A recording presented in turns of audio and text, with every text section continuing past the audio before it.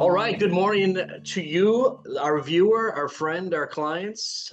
We welcome you to today's bi-weekly podcast, and we want to thank you very much for taking time out of your day this morning. Spend it with us for the next half hour going over some important details about an important act that just got passed on July 4th, which is called the One Big Beautiful Bill Act of 2025. A lot of people refer to this as the OBBBA. And so we're going to be covering some of those highlights on there.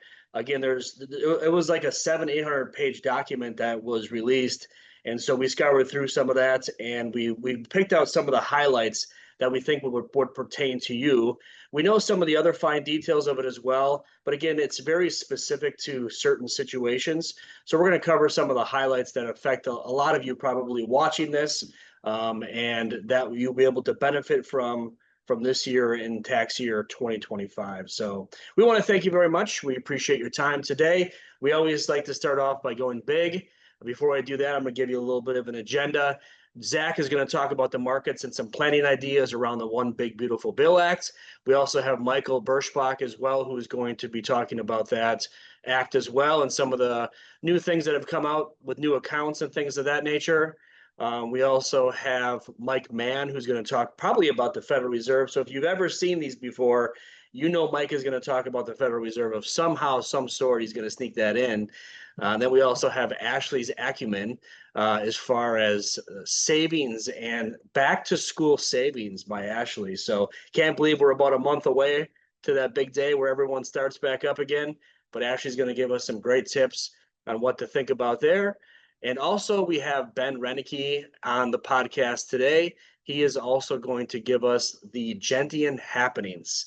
And so that's going to be the agenda for today. So I'll start off by saying what I'm grateful for. My kids actually gave me a couple dad jokes this morning because I said, hey, I'm going to probably be leading this podcast this morning and I need some material. So they gave me one. I tried to kind of tie it through with taxes and math and stuff like that. So, you'll be on the edge of your seat for this one coming up here. I mean, it's going to be spectacular. Maybe I shouldn't pump it up too much in case it falls flat, right? So anyways, let's get started here with going big. So Michael Berschbach, how about yourself? Thank you, Ken. My gratitude today goes out to my family. I'm really grateful to be able to spend this past weekend with them, my parents, brothers, significant others, spouses.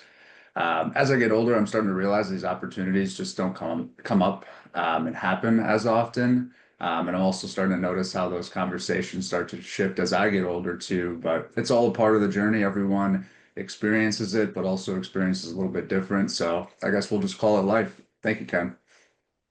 Thank you, Michael. Appreciate it. Mike Mann, how about yourself? Thanks, Ken. Just really grateful for the weather here. I mean, it's been beautiful, really nice evenings. It's been great during the day, a little bit less humidity than what we were having previously. So enjoying the Wisconsin weather while I'm here. I'll be back in Virginia on Saturday morning. So very nice, Mike. This is what we wait for in Wisconsin. These couple months right here. August is supposed to be. Looks like the weather forecast is going to be beautiful, just beautiful. So that is awesome. Ashley, how about yourself? Thank you, Ken, and good morning. I am just grateful for grandparents. My children are so lucky to be surrounded by great people that love them, want to take them on adventures. And as of this afternoon, my two kiddos are taking off to go on a road trip to Colorado. They're going to hit Wyoming, South Dakota, and Nebraska along the way and just hit some popular sites. So I'm just grateful for them and excited for their adventure ahead. That sounds like one heck of an adventure. Sounds like I think we'd all want to go on that adventure, actually. So absolutely, for sure. Thank you, Ashley. Really appreciate you. Ben Renicky, how about yourself? What are you grateful for today? Yeah, thanks, Ken. I'm grateful just for spending a lot of quality time with a lot of friends and family over the past couple weeks. Got to celebrate the legacy of a friend's father who passed away this weekend. Also got to celebrate a friend's 30th birthday party. So all sorts of wonderful things to be grateful for. Just knowing so many quality people are in my life, and so that's what I'm grateful for. Very good, Ben. Yeah, to have good people around you is a wonderful feeling and a wonderful thing. So appreciate you very much. Appreciate the whole team. Appreciate you watching today as well. We really value the relationship we have with you. So with that being said, today is going to be a little bit about taxes, because if you look at the One Big Beautiful Bill Act, a lot of it comes down to taxes. Very little changes when it comes to like IRA rules. So sometimes we talk about the Secure Act 2.0, and that was some big changes when it comes to the IRAs and the planning around that. This one has a little bit more tilt towards taxes. And so we're going to touch on that. And of course, if you work with an accountant, I'm sure that they're going to give you some advice as well, some suggestions. Here today, we're going to talk about some high level topics and that we think that you might be able to apply to your scenario. And we'll go through that. So since it is about taxes, and my kids gave me one about taxes this morning for a dad joke, and it says, how do you teach kids about taxes? Eat 38% of their ice cream and they'll learn very quickly. So there you go. So that's a good, clean, fun one to start off with when it comes to a dad joke. So what we're going to do now, I'm going to hand it over to Zach. He's going to talk about the markets a little bit and also touch on a piece of the One Big Beautiful Bill Act. Zach. Thank you, Ken. I really appreciate it. And we'll go through markets where they're at for the year as normal, and then have 3 or 4 kind of high points from the One Big Beautiful Bill Act. As Ken mentioned, a lot of these are going to be tailored specific to you. There's a lot of phase outs of these. Some are going into effect into 2025. Some don't start until 2026. So there's going to be a lot of moving parts with these, but just going through the markets, the Dow Jones temporarily up 3.7% for the year. The S&P 500 just a little over 7%. The NASDAQ, which if you remember is 50% weighted towards technology, is up a little over 8.32. The Russell 2000, which tracks those smaller size companies, is actually struggling the most of all the different asset classes. It's temporarily down 0.2%. So the beautiful thing about rebalancing and continuing to work towards a long-term plan and those timeless disciplines, that we may be buying more of those with the strategy when we rebalance.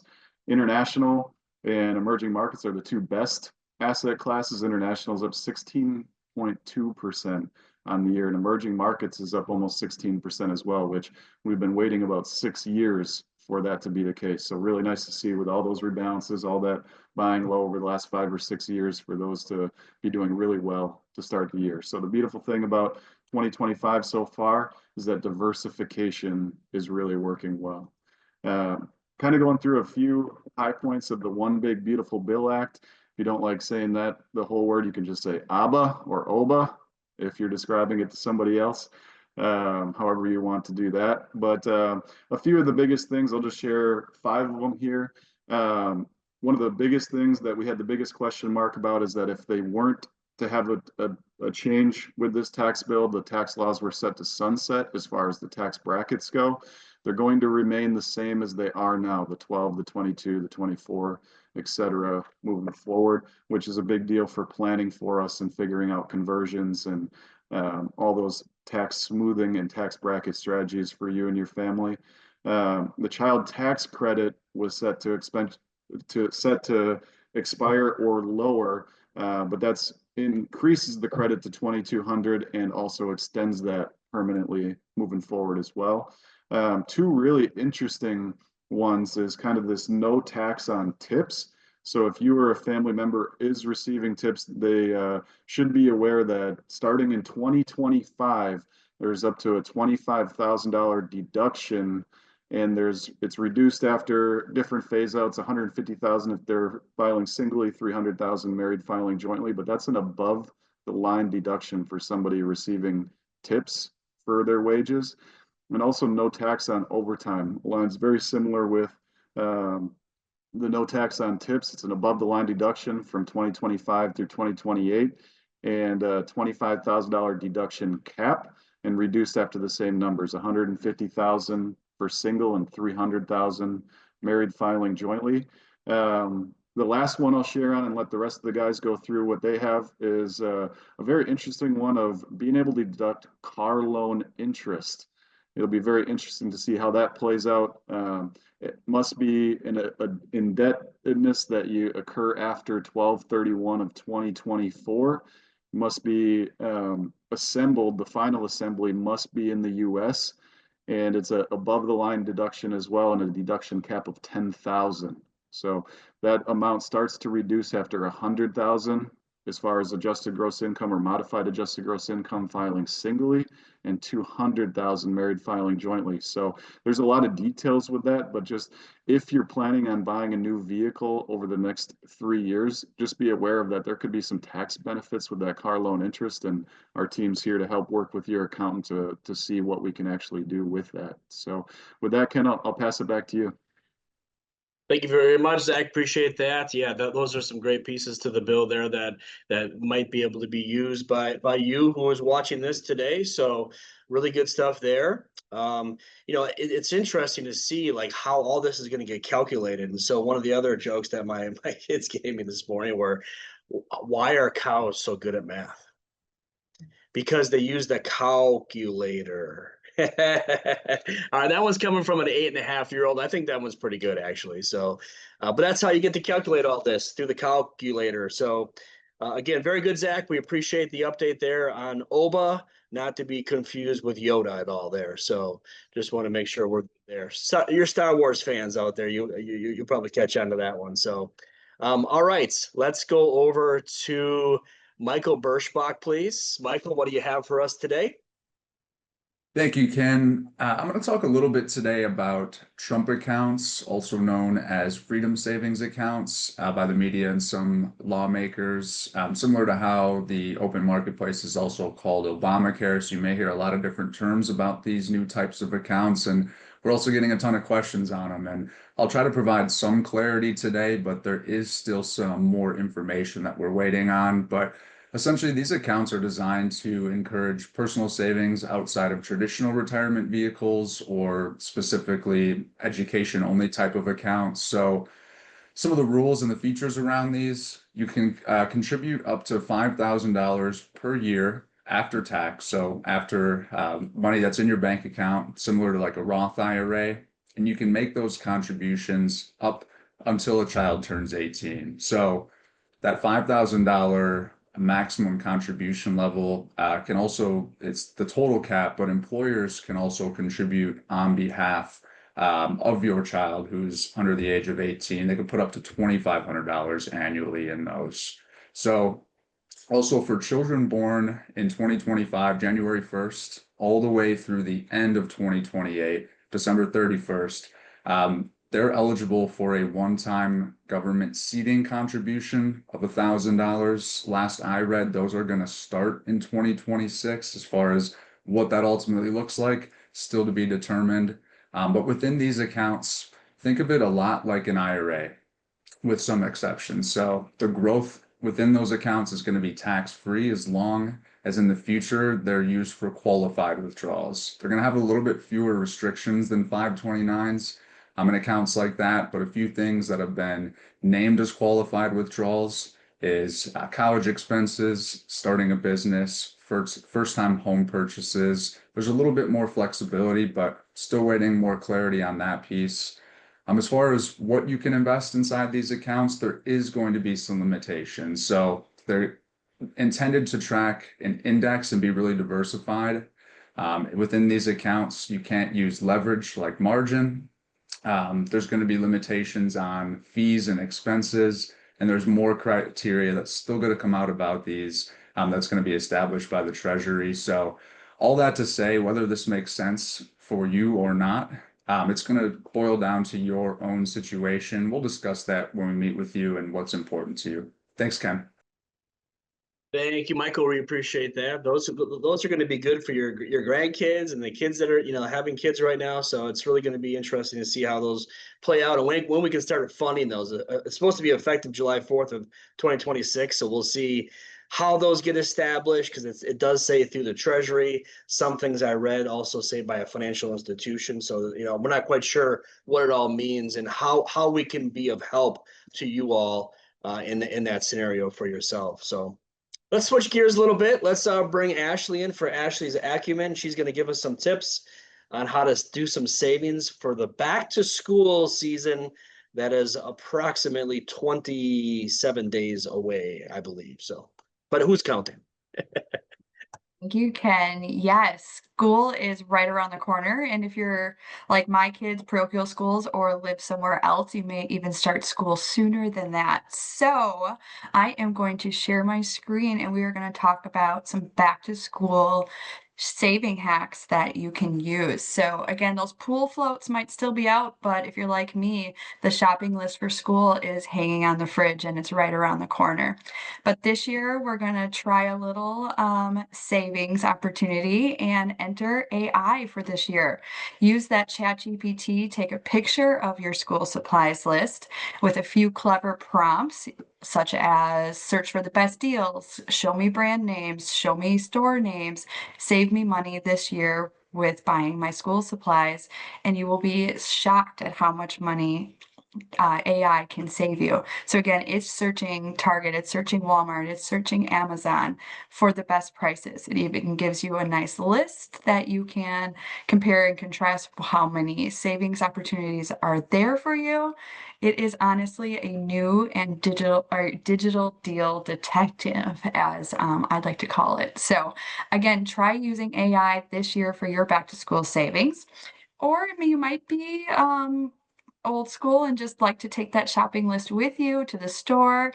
But again, try an online version of that. I don't know if you've ever heard of School Supplies Assist, but Target runs something where it grabs all of the school supplies from every school in every state, and you can search for your school and it will give you that online school list right in front of you on your phone, on your computer, and you can either add it to your cart or not. So you may never even have to enter a store this year if you don't want to do your school supplies shopping that way.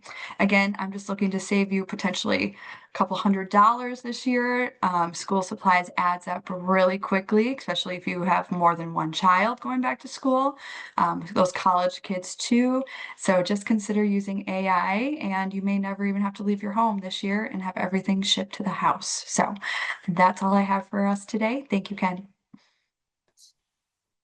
Thank you very much, Ashley. Super helpful artificial intelligence at its finest. Absolutely, for sure. So I think we had a question. I don't know if it was answered by the team. Did someone answer that question?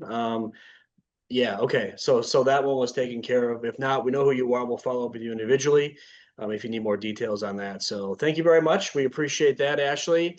Let's move on to Mike Mann. He is going to talk probably about the Federal Reserve just a little bit, as there was a meeting recently, and also some of the beneficial planning ideas behind OBBA, or the OBBBA. Mike. Thanks, Ken. Yeah, so I want to go through three things. We're going to talk quickly about the Federal Reserve and GDP, what that actually means, a little bit more about some of the deductions, and not necessarily deductions, but itemization might start making a lot of sense, especially for, we'll say, those medium high income earners, those that fall in that $250,000 to $500,000 or $300,000 to $500,000 range, that standard deduction, especially for 65 and older, gets phased out for. So something that itemization might come back. Yeah, and then lastly, wrap it up and send it back to Ken with some planning things. So talk real quick about the latest Federal Reserve meeting. Pretty lackluster. I mean, people have been trying to price in 2 rate cuts this year and nothing's really happening. And so the idea just being that the Federal Reserve has just continued to restate that they're going to continue to act in which they see the best interest. They're not going to be influenced by anything from an outside speak. They're not going to be influenced by tariffs, whatever that may be. They're going to continue to pay attention to real GDP and then some of that inflation print. So real GDP actually came in at a 3%, well, estimated 3% rise in the second quarter. That could be due to less imports and more internal spending, consumer spending within the United States. If that'll continue with the tariffs coming into effect, will be seen in the future. But right now, it's anticipated that in about 45 days or so, the next Federal Reserve meeting is going to continue to remain on the path that it has and just maintain interest rates as they have been. So yes, interest rates feel high. We've talked about this a lot. This could just be normal. We'll see what happens. If it does happen that GDP starts to slow, inflation starts to come back, we'll see them act. So Switching gears a little bit, talking a little bit about the big beautiful bill, and one thing that I didn't mention earlier, I do want to talk about what these effects could be on the market itself and how that could affect our investments. But one thing that I want to mention is that a lot of these tax benefits that are coming through, as Zach said, with the overtime and the tips, that's an above the line deduction. So you still get your standard deduction on top of that if you qualify for those. Now, a lot of these tax benefits are coming in the form of the actual deduction in which when you file next year. I don't know that employers are going to change their withholding on overtime, different things like that. So the idea of this immediate stimulus that could influence the market positively, besides the perception, it's probably not going to be there as far as spending and feel that way. When it comes to filing taxes next year, we're going to see some people get bigger refunds than they did previously, unless they implement some of maybe the planning opportunities that we have within investment accounts that we'll talk about in a bit here. But regardless of that fact, the idea of short-term stimulus based upon the perception of the big beautiful bill could be a good thing for the markets. We'll see. It means more money in the pocket of some of the consumers that are out there. The other deduction not deduction, but the idea of itemizing, because the SALT and local tax deduction is now up to $40,000 from what was previously 10. That's going to be something that will be really useful for those that some of these other deductions are phased out for. So it really makes sense to talk with an accountant. Some of the really sophisticated tax planning softwares, you might want to upgrade that TurboTax just to make sure you're getting everything that you can. Things like that, because deductions and itemizing is looking like it's going to come back to the forefront of an opportunity for individuals to save money on taxes. So let's talk about all these tax savings now. What is that going to mean long-term for the markets? Well, in the short term, maybe that perception of stimulus, maybe the actual stimulus when it does happen, when people have to pay less in tax next year, could be a good thing. Long-term, there really isn't a replacement of this when it comes to the United States debt. So what that could create for the long term is just a headwind in the market itself. Tariffs, we'll see what that actually does. Nobody really knows. I think that there's a lot of uncertainty. And from an actual market perspective, there could be individuals who feel that being cautious is the right next step to see kind of what happens. As you know, the best time to be an investor is when you have money available to invest, because I left my crystal ball at home, right? We have no idea what's going to happen next. And so generally speaking, it doesn't feel like this is going to be a really good thing long-term for markets, less tax dollars just based upon what's going to happen with the United States economy, tariffs coming in that could, hurt international relations. All of this stuff is kind of going on, but that's uncertainty. And a lot of times the best days in the market is during uncertainty. So I apologize. There isn't a lot of clarity there. There never will be. That's just the nature of these things. And we just want to make smart decisions as investors going forward. So Ken, I'll send it back to you. Some of the really cool opportunities, maybe bigger Roth conversions this year, the idea of taking some more capital gains off the table, whatever that might look like. These are the planning ideas that have us really excited, and that's going to keep more money in your pocket. So Ken, back to you. Mike, thank you very much. That was very good. So again, when Mike was going through the economy stuff, it kind of reminds me of what we do talk a lot about here, is the faith, patience, and discipline of your overall financial plan. So with the ideas of this could happen, that could happen, what happens if it happens 6 months from now, really no one knows the effect on all this. So stay focused on your long-term financial plan. Faith, patience, and discipline through the good times, the uncertain times, and the tough times is really what keeps us moving along, if you will, onto the onward and upward, as people say. So that's really the key feature there. One piece I want to talk about on the One Big Beautiful Bill Act, which is probably, I think, maybe one of the biggest ones potentially that a lot of people have been hearing about, is this idea of Social Security being taxable, Social Security not being taxable. It was a huge buzzword for about a year or so, and all of a sudden we came out with some. Now we have the final regulations, and now we know. So what it looks like is Social Security is still taxable, but what has happened in this whole thing is that there's been an extra $6,000 per person for a senior deduction.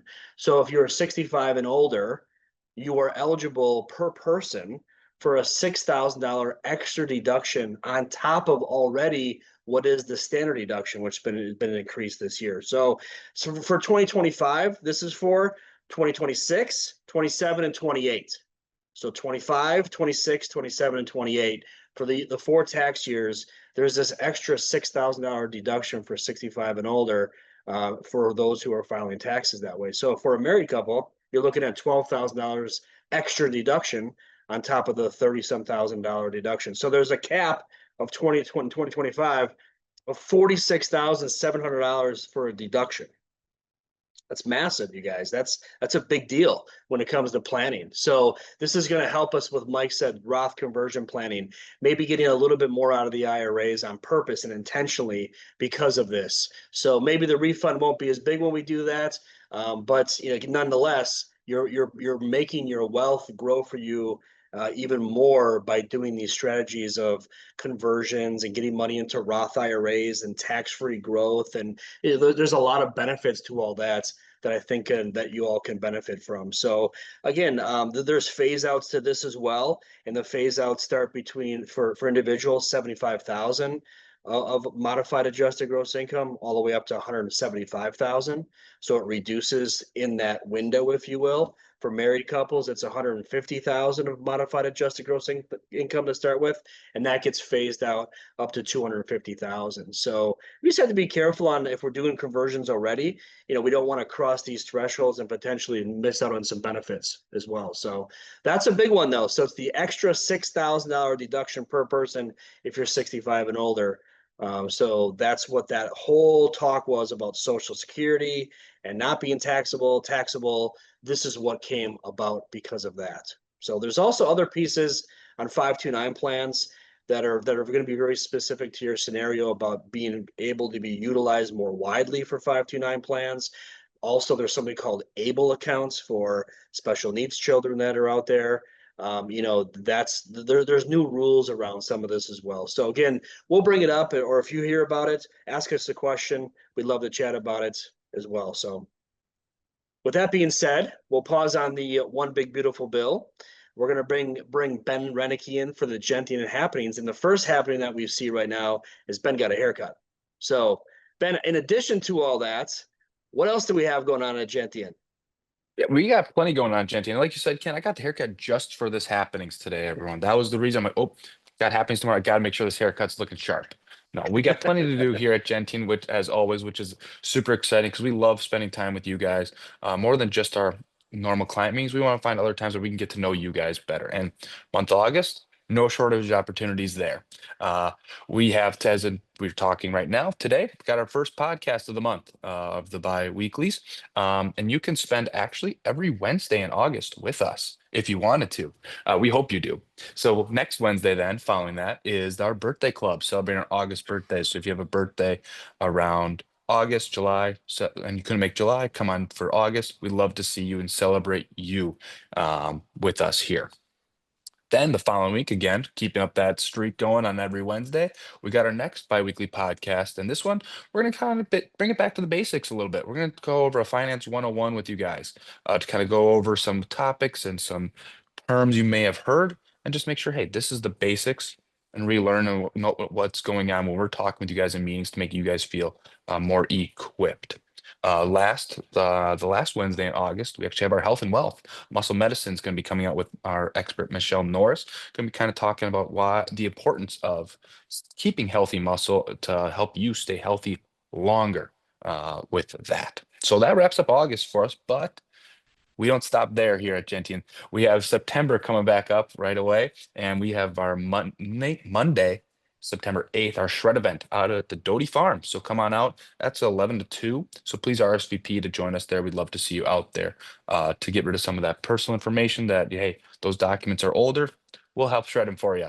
And then the last, actually 2 more items in September. We still have our big next workshop. We've had a lot of really positive feedback from the last time we did this. So we're bringing it back, but it is going to be September 17th.